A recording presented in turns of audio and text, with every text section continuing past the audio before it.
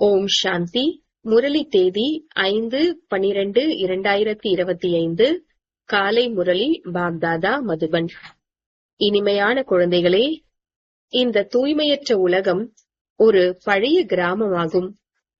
இது நீங்கள் வசிக்க தகுதியற்றது. நீங்கள் இப்போது புதிய தூய்மையான உலகத்திற்கு செல்ல வேண்டும். கேள்வி: தந்தை தன் குழந்தைகளின் முன்னேற்றத்திற்காக எந்த ஒரு யுக்தியை சொல்கின்றார்? பதில்: குழந்தைகளே, நீங்கள் கட்டளைக்கு கீழ்ப்படிந்தவராகி தந்தையின் வழிப்படி நடந்தபடி இருங்கள். பாப்தாதா இருவரும் ஒன்றாயிருக்கின்றனர். ஆகையால் ஒருவேளை இவர், அதாவது பிரம்மா பாபா சொல்வதினால் ஏதாவது நஷ்டம் ஏற்பட்டால் கூட தந்தை அதற்கு பொறுப்பாவார். அனைத்தையும் சரி செய்து விடுவார். நீங்கள் உங்களுடைய வழிப்படி நடந்து கொள்ள வேண்டாம். சிவபாபாவின் வழி என புரிந்து கொண்டு நடந்து கொண்டீர்கள் என்றால் மிகவும் முன்னேற்றம் ஏற்படும். ஓம் சாந்தி. முதல் முக்கிய விஷயம், ஆன்மீக குழந்தைகளுக்கு ஆன்மீக தந்தை புரிய வைக்கின்றார். தன்னை ஆத்மா என நிச்சயப்படுத்திக் கொண்டு அமர்ந்து தந்தையை நினைவு செய்தீர்கள் என்றால் உங்களுடைய அனைத்து துக்கமும் நீங்கிவிடும். அந்த மனிதர்கள் ஆசீர்வாதம் செய்கின்றனர் அல்லவா? இந்த தந்தையும் சொல்கின்றார், குழந்தைகளே, உங்களுடைய துக்கம் அனைத்தும் தூரமாக போய்விடும். தன்னை ஆத்மா என புரிந்து கொண்டு தந்தையை நினைவு மட்டும் செய்யுங்கள். இது மிகவும் சகஜமாகும். இது பாரதத்தின் பழமையான சகஜ ராஜயோகமாகும். பழமை என்பதற்கு நேரம், அதாவது கால அளவு தேவை அல்லவா? நீண்ட காலத்திற்கு முன்பு என்றால் எவ்வளவு காலம்? முழுமையாக 5000 வருடங்களுக்கு முன்பு இந்த ராஜயோகத்தை கற்றுக் கொடுத்தேன் என தந்தை புரிய வைக்கின்றார். இதை தந்தையை தவிர வேறு யாரும் புரிய வைக்க முடியாது. மேலும் குழந்தைகளை தவிர வேறு யாரும் புரிந்து கொள்ளவும் முடியாது. ஆத்மாக்களாகிய குழந்தைகளும் பரமாத்ம தந்தையும் வெகு காலமாக பிரிந்திருந்தனர் என பாடலும் உள்ளது. நீங்கள் ஏணியில் இறங்கி தூய்மையற்றவராக ஆகிவிட்டீர்கள் என தந்தைதான் சொல்கின்றார்.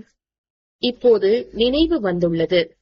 ஓ பதீத பாவனா என அனைவரும் கதறுகின்றனர். கலியுகத்தில் தூய்மை இல்லாதவர்களாகத்தான் உள்ளனர்.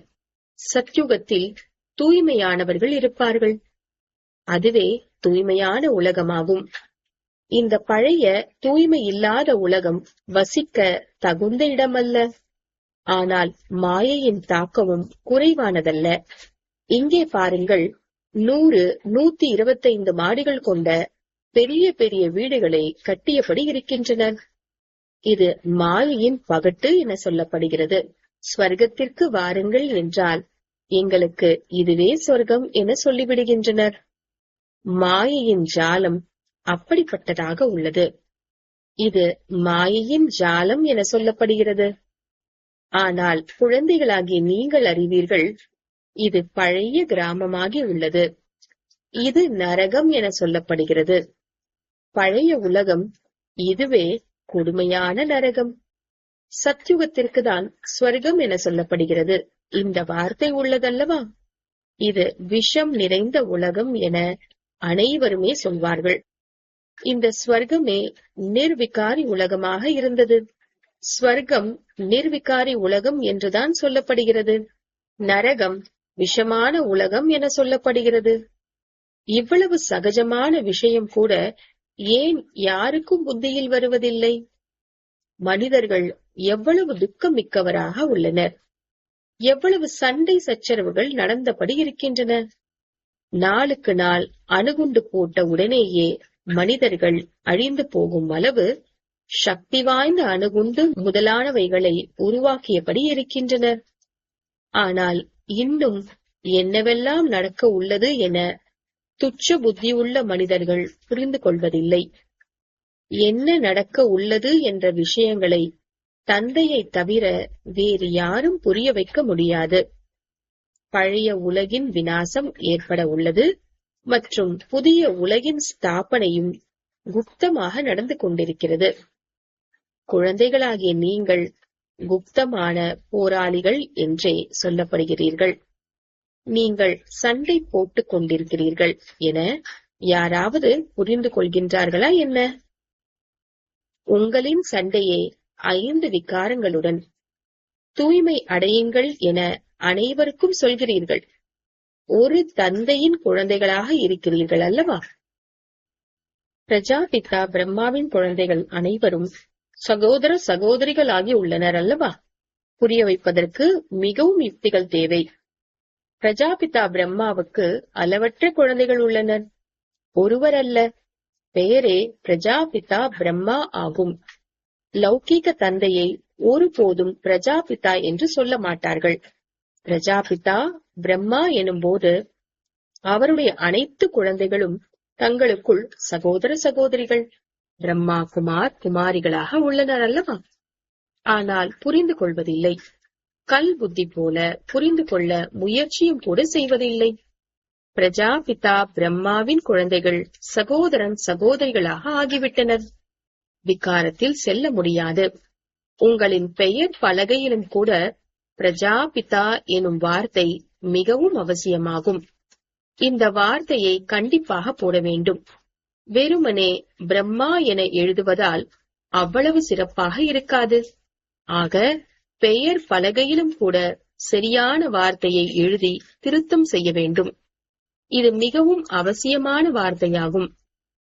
பிரம்மா எனும் பெயர் பெண்களுடையதாகவும் உள்ளது. பெயரே கிடைக்கவில்லை என்றால் ஆண் பெயரை பெண்களுக்கு வைத்து விடுகின்றனர். இவ்வளவு பெயர்களை எங்கிருந்து கொண்டு வந்தனர்? நாடகத்தின் திட்டப்படிதான் அனைத்தும் உள்ளது. தந்தைக்கு உண்மையானவர்களாக, கட்டளைக்கு கீழ்ப்படிந்தவர்களாக ஆவது என்பது சித்தி வீடு போல் அல்ல. தந்தை மற்றும் தாதா ஒன்றாக உள்ளனர் அல்லவா? இவர் யார் என புரிந்து கொள்ள முடிவதில்லை. ஆக என்னுடைய கட்டளையை கூட புரிந்து கொள்ள முடியவில்லை என ஷிவ்பாபா சொல்கிறார். தலை கீழாக சொன்னாலும் சரியாக சொன்னாலும் ஷிவ்பாபா சொன்னார் என நீங்கள் புரிந்து கொண்டீர்கள் என்றால் அவர், அதாவது ஷிவ்பாபா, பொறுப்பாளராக ஆகிவிடுகின்றார். இவர், அதாவது பிரம்மா பாபா சொல்லி நஷ்டம் ஏற்பட்டு விட்டாலும் கூட அவர் பொறுப்பாளராக இருக்கும்போது அவர் அனைத்தையும் சரி செய்து விடுவார்.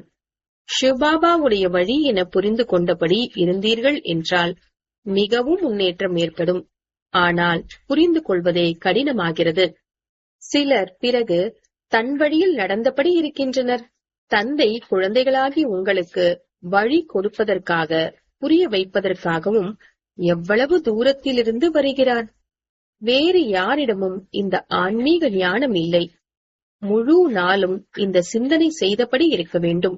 மனிதர்கள் புரிந்து கொள்ளும்படியாக என்ன எழுதலாம்? இப்படியாக நேரான வார்த்தைகள் மனிதர்களின் பார்வையில் படுமாறு எழுத வேண்டும். நீங்கள் மற்றவர்கள் கேள்வியே கேட்க முடியாத அளவு புரிய வையுங்கள். சொல்லுங்கள், தன்னை ஆத்மா என புரிந்து கொண்டு என்னை நினைவு செய்தீர்கள் என்றால் அனைத்து துக்கங்களும் தூரமாகிவிடும் என தந்தை சொல்கின்றார். யார் நல்ல விதமாக நினைவில் இருப்பார்களோ அவர்கள்தான் உயர்ந்த பதவியை அடைவார்கள். இது ஒரு வினாடியின் விஷயமாகும். மனிதர்கள் என்னென்னவெல்லாம் கேட்டபடி இருக்கின்றார்கள். நீங்கள் எதுவும் சொல்லாதீர்கள். அதிகமாக எதுவும் கேட்காதீர்கள் என சொல்லுங்கள். முதலில் ஒரு விஷயத்தை நிச்சயப்படுத்துங்கள். அதிகமான கேள்விகளில் அடர்ந்த காட்டில் விழுந்துவிட்டால் பிறகு வெளியேற வழி கிடைக்காது. மனிதர்கள் மூடு பணியில் சிக்கி குழப்பமடைந்து விட்டனர். குழப்பமடைந்து விட்டதால் பிறகு அதிலிருந்து வெளிவர முடிவதில்லை. இதுவும் அதுபோல்தான். மனிதர்கள் எங்கிருந்து எங்கோ மாயையின் பக்கமாக வெளியேறி விடுகின்றனர். ஆகையினால் முதலில் அனைவருக்கும் ஒரு விஷயத்தை சொல்லுங்கள். நீங்கள் அழிவற்ற ஆத்மா. தந்தையும் கூட அழிவற்றவர், பதீத்த பாவனர். நீங்கள் தூய்மையற்றவராக இருந்தீர்கள். இப்போது ஒன்று வீட்டிற்கு செல்ல வேண்டும், இல்லையென்றால் புதிய உலகத்திற்கு செல்ல வேண்டும். பழைய உலகத்தில் கடைசி வரை வந்தபடி இருக்கின்றனர். யார் முழுமையாக படிக்கவில்லையோ அவர்கள் கடைசியில் வருவார்கள். எவ்வளவு கணக்கு உள்ளது! மற்றும் முதலில் யார் செல்வார்கள் என படிப்பிலிருந்து புரிந்து கொள்ளப்பட்டு விடும். பள்ளியில் கூட இலக்கை வைக்கின்றனர் அல்லவா? ஓடி சென்று தொட்டுவிட்டு வர வேண்டும். முதலில் வருபவர்களுக்கு பரிசு கிடைக்கிறது. இது எல்லைக்கு அப்பாற்பட்ட விஷயம். எல்லைக்கு அப்பாற்பட்ட பரிசு கிடைக்கிறது. நினைவின் யாத்திரையில் இருங்கள் என தந்தை சொல்கின்றார். தெய்வீக குணங்களை தாரணை செய்ய வேண்டும். அனைத்து குணங்களிலும் நிறைந்தவர்களாக இங்கே ஆக வேண்டும். ஆகையால் சார்ட் வையுங்கள் என பாபா சொல்கின்றார். நினைவின் யாத்திரையின் சார்ட் வைத்தீர்கள் என்றால் நாம் லாபத்தில் இருக்கிறோமா அல்லது நஷ்டத்தில் இருக்கிறோமா என தெரிந்து போகும். ஆனால் குழந்தைகள் சார்ட் வைப்பதில்லை. பாபா சொல்கின்றார், ஆனால் குழந்தைகள் செய்வதில்லை. மிக சிலரே செய்கின்றனர். ஆகையால் மாலையும் கூட எவ்வளவு குறைந்தவர்களுக்காக தான் உள்ளது. 8 பேர் பெரிய ஸ்காலர்ஷிப் எடுப்பார்கள். பிறகு 108 பேர் கூடுதலாக வருவார்கள். கூடுதலாக யார் வருவார்கள்? ராஜா மற்றும் ராணி. மிகவும் குறைந்த அளவு வித்தியாசம் இருக்கும். தந்தை சொல்கின்றார், முதலில் தன்னை ஆத்மா என புரிந்து கொள்ளுங்கள் மற்றும் தந்தையை நினைவு செய்யுங்கள். இதுவே நினைவின் யாத்திரையாகும். தந்தையின் இந்த செய்தியை தான் கொடுக்க வேண்டும். அவ்வளவுதான். அதையும் இதையும் சொல்லிக் கொண்டு இருக்க வேண்டிய அவசியமில்லை. மன்மனாபவ. தேகத்தின் அனைத்து சம்பந்தங்களையும் விட்டு பழைய உலகில் அனைத்தையும் புத்தியிலிருந்து தியாகம் செய்ய வேண்டும். ஏனென்றால் இப்போது திரும்ப செல்ல வேண்டும். அஷரீரி ஆக வேண்டும். இங்கே பாபா நினைவூட்டுகின்றார். பிறகு நாள் முழுவதும் முற்றிலும் நினைவும் செய்வதில்லை. ஸ்ரீமத் படியும் நடப்பதில்லை. புத்தியில் பதிவதில்லை. புதிய உலகத்திற்கு செல்ல வேண்டும் என்றால் தமோ பிரதானத்திலிருந்து சத்தோ பிரதானமாக ஆக வேண்டும். பாபா நமக்கு ராஜ்ய பாக்கியம் கொடுத்தார். நாம் பிறகு இப்படி இழந்தோம். 84 பிறவிகள் எடுத்தோம். லட்சக்கணக்கான வருடங்களின் விஷயம் அல்ல. பல குழந்தைகள் தந்தையை அறியாத காரணத்தால் நிறைய கேள்விகளை கேட்ட வண்ணம் இருக்கின்றனர். முதலில் என்னை மட்டும் நினைவு செய்தீர்கள் என்றால் பாவங்கள் நீங்கும். மேலும் தெய்வீக குணங்களை தாரணை செய்தால் தேவதை ஆகிவிடுவீர்கள். வேறு எதுவும் கேட்க வேண்டிய அவசியமே இல்லை என தந்தை சொல்கின்றார். தந்தையை புரிந்து கொள்ளாமல் அதையும் இதையும் கூறிக்கொண்டிருந்தால் தானும் குழம்பி விடுகின்றனர். பிறகு கலைப்படைந்து விடுகின்றனர். முதலில் தந்தையை தெரிந்து கொள்வதன் மூலம் அனைத்தையும் தெரிந்து கொண்டு விடுவார்கள். என் மூலமாக என்னை தெரிந்து கொள்வதன் மூலம் நீங்கள் அனைத்தையும் தெரிந்து கொண்டு விடுவீர்கள். தெரிந்து கொள்வதற்கு வேறு எதுவுமே இருக்காது. ஆகையால் 7 நாட்கள் வைக்கப்பட்டிருக்கின்றன.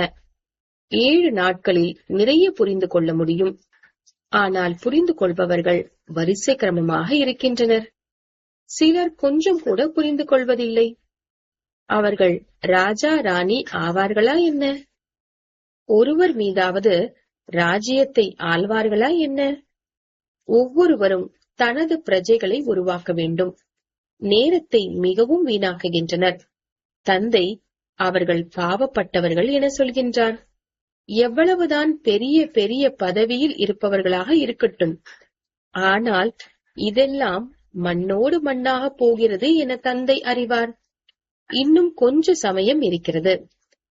விநாச காலத்தில் விபரீத புத்தி உள்ளவர்களின் விநாசம் ஆக உள்ளது. ஆத்மாக்களாகிய நம்முடைய புத்தி எவ்வளவு அன்பானது என்பதை புரிந்து கொள்ள முடியும். சிலர் 1-2 மணி நேரம் நினைவு இருக்கிறது என்று சொல்கின்றனர். லௌகீக தந்தையிடம் 1-2 மணி நேரம் அன்பு வைக்கிறீர்களா என்ன? முழு நாளும் பாபா பாபா, அப்பா அப்பா என சொல்லிக்கொண்டே இருக்கிறீர்கள். இங்கே பாபா பாபா என்கின்றனர். ஆழமான அன்பு இருப்பதில்லை. சிவபாபாவை நினைவு செய்யுங்கள் என மீண்டும் மீண்டும் சொல்கின்றார். உண்மையிலும் உண்மையான அன்பு செலுத்த வேண்டும். தந்திரம் செல்லுபடியாகாது. நாங்கள் சிவபாபாவை மிகவும் நினைவு செய்கின்றோம் என பலர் சொல்கின்றனர். பிறகு அவர்கள் பறக்க தொடங்கி விடுகின்றனர். பாபா, அவ்வளவுதான். நாங்கள் சேவையில் பலருக்கும் நன்மை செய்வதற்காக செல்கின்றோம். எந்த அளவு பலருக்கு செய்தி கொடுக்கிறீர்களோ அந்த அளவு நினைவில் இருப்பார்கள். பல குழந்தைகள் பந்தனம் உள்ளது என சொல்கின்றனர். அட, பந்தனம் முழு உலகத்திற்கும் உள்ளது. பந்தனத்தை யுக்தியின் மூலம் நீக்க வேண்டும். யுக்திகள் நிறைய உள்ளன. நாளை இறந்து விட்டீர்கள் என்றால் குழந்தைகளை யார் கவனிப்பார்கள்? கண்டிப்பாக யாரேனும் ஒருவர் கவனிப்பதற்காக வெளிப்படுவார்கள். அஞ்ஞான காலத்தில் இரண்டாம் திருமணம் செய்து கொள்கின்றனர். இந்த சமயத்தில் திருமணமும் கூட தொந்தரவு மிக்கதாக உள்ளது. யாருக்காவது கொஞ்சம் பணம் கொடுத்து குழந்தைகளை பார்த்து கொள்ளுங்கள் என சொல்லுங்கள். இது உங்களுக்கு மறு பிறவி வாழ்க்கையாகும். வாழ்ந்தபடியே இறந்துவிட்டால் பிறகு யார் கவனித்துக் கொள்வார்கள்? எனவே கண்டிப்பாக நர்ஸ் வைத்துக் கொள்ள வேண்டியிருக்கும். பணத்தால் என்னதான் நடக்காது? கண்டிப்பாக பந்தனத்திலிருந்து விடுபட்டவராக ஆக வேண்டும். சேவையில் ஆர்வம் இருப்பவர்கள் தானாகவே ஓடுவார்கள். உலகிலிருந்து இறந்து விட்டனர் அல்லவா? இங்கே தந்தை சொல்கின்றார், நண்பர்கள், உறவினர்கள் முதலானவர்களையும் கூட முன்னேற்றுங்கள். அனைவருக்கும் மன்மனாபவ எனும் செய்தி கொடுக்கும் போது தமோ பிரதானத்திலிருந்து சத்தோ பிரதானமாகி விடுவார்கள். இதை தந்தைதான் சொல்கின்றார். மற்றவர்கள் மேலிருந்து வருகின்றனர். அவர்களின் பிரஜைகளும் கூட அவர்களுக்கு பின்னால் வந்தபடி இருப்பார்கள். கிறிஸ்து அனைவரையும் கீழே அழைத்து வருவது போல் கீழே நடிப்பை நடித்து நடித்து அமைதியற்றவர்களாக ஆகும்போது எங்களுக்கு அமைதி தேவை என்கின்றனர். அமைதியில்தான் அமர்ந்திருந்தனர். பிறகு தனது மத தலைவர்களின் பின்னால் வரவேண்டி இருக்கிறது. பிறகு ஓ பதீத்த பாவனா வாருங்கள் என சொல்கின்றனர். விளையாட்டு எப்படி உருவாகி உள்ளது? அவர்கள் கடைசியில் வந்து லட்சியத்தை மேற்கொள்வார்கள். குழந்தைகள் காட்சியை பார்த்தனர். மன்மனாபவ என்பதன் லட்சியத்தை வந்து எடுத்துக் கொள்வார்கள். இப்போது நீங்கள் பிச்சைக்காரனிலிருந்து இளவரசனாக ஆகிறீர்கள். இந்த சமயத்தில் யார் செல்வந்தர்களாக இருக்கின்றார்களோ அவர்கள் யாசிப்பவர்களாக ஆவார்கள். ஆச்சரியமாகும். அந்த விளையாட்டை யாரும் கொஞ்சம் கூட தெரிந்து கொள்ளவில்லை. முழு ராஜ்யம் உருவாகி கொண்டிருக்கிறது. சிலர் ஏழைகளாகவும் ஆவார்கள் அல்லவா? இது மிகவும் தொலைநோக்கு புத்தியுடன் புரிந்து கொள்ளக்கூடிய விஷயங்களாகும். பின்னால் நாம் எப்படி இடமாற்றம் அடையப் போகின்றோம் என்பது அனைத்தும் காட்சியாக தெரியும். நீங்கள் புதிய உலகத்திற்காக படிக்கிறீர்கள். இப்போது சங்கம யுகத்தில் இருக்கிறீர்கள். படித்து தேர்ச்சி அடைந்தால் தெய்வீக குலத்திற்கு செல்வீர்கள். இப்போது பிராமண குலத்தில் இருக்கிறீர்கள். இந்த விஷயங்களை யாரும் புரிந்து கொள்ள முடியாது. பகவான் படிப்பிக்கின்றார். இது கொஞ்சம் கூட யாருடைய புத்தியிலும் பதிவதில்லை. நிராகார பகவான் கண்டிப்பாக வருவார் அல்லவா? இந்த நாடகம் மிகவும் அதிசயமாக உருவாகி உள்ளது. அதை நீங்கள் அறிவீர்கள். நடிப்பை நடித்துக் கொண்டிருக்கிறீர்கள். திரிமூர்த்தி படத்தை வைத்து கூட புரிய வைக்க வேண்டும். பிரம்மாவின் மூலம் படைப்பு. விநாசம் தானாகவே ஏற்படத்தான் வேண்டும். வெறுமனே பெயர் வைத்து விட்டனர். இதுவும் நாடகத்தில் உருவாகி உள்ளது. முக்கியமான விஷயம், தன்னை ஆத்மா என புரிந்து கொண்டு தந்தையை நினைவு செய்தீர்கள் என்றால் அழுக்கு நீங்கிவிடும். பள்ளியில் எந்த அளவு நன்றாக படிக்கின்றார்களோ அந்த அளவு அதிக வருமானம் ஏற்படும். உங்களுக்கு 21 பிறவிக்கு ஆரோக்கியமும் செல்வமும் கிடைக்கும். குறைந்த விஷயமா என்ன? இங்கே செல்வம் இருக்கலாம், ஆனால் பேரன் பேத்திகள் சாப்பிட அவகாசம் இல்லை. தந்தை அனைத்தும் இந்த சேவையில் ஈடுபடுத்தி விட்டார் எனும்போது எவ்வளவு சேமிப்பாகிவிட்டது? அனைவருக்கும் சேமிப்பு ஏற்படுவதில்லை. இவ்வளவு லட்சாதிபதிகள் இருக்கின்றனர். அவர்களின் செல்வம் பயன்படாது. தந்தை ஏற்பதே இல்லை. பிறகு கொடுக்க வேண்டியிருக்கும். நல்லது. இனிமையிலும் இனிமையான காணாமல் போய் கண்டெடுக்கப்பட்ட செல்ல குழந்தைகளுக்கு தாயும் தந்தையும் ஆகிய பாப்தாதாவின் அன்பு நினைவுகளும் காலை வணக்கமும். ஆன்மீக குழந்தைகளுக்கு ஆன்மீக தந்தையின் நமஸ்தே. ஆன்மீக தந்தைக்கு ஆன்மீக குழந்தைகளின் நமஸ்தே. தாரணைக்கான முக்கிய சாரம். முதலாவது, பந்தனத்தை நீக்குவதற்காக யுக்தியை உருவாக்க வேண்டும். மிக உயர்ந்த தந்தையிடம் இதயபூர்வமான அன்பு வைக்க வேண்டும். தந்தையின் செய்தியை அனைவருக்கும் கொடுத்து அனைவருக்கும் நன்மை செய்ய வேண்டும். இரண்டாவது, தொலைநோக்கு புத்தியுடன் இந்த எல்லைக்கு அப்பாற்பட்ட நாடகத்தை புரிந்து கொள்ள வேண்டும்.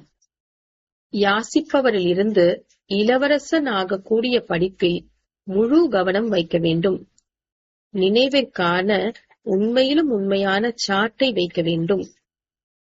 வரதானம், சங்கல்பம் என்ற விதையில் நன்மை என்ற சுபபாவனையை நினைத்து வைத்திருக்கக்கூடிய விஸ்வ கல்யாணக்காரி ஆகுக.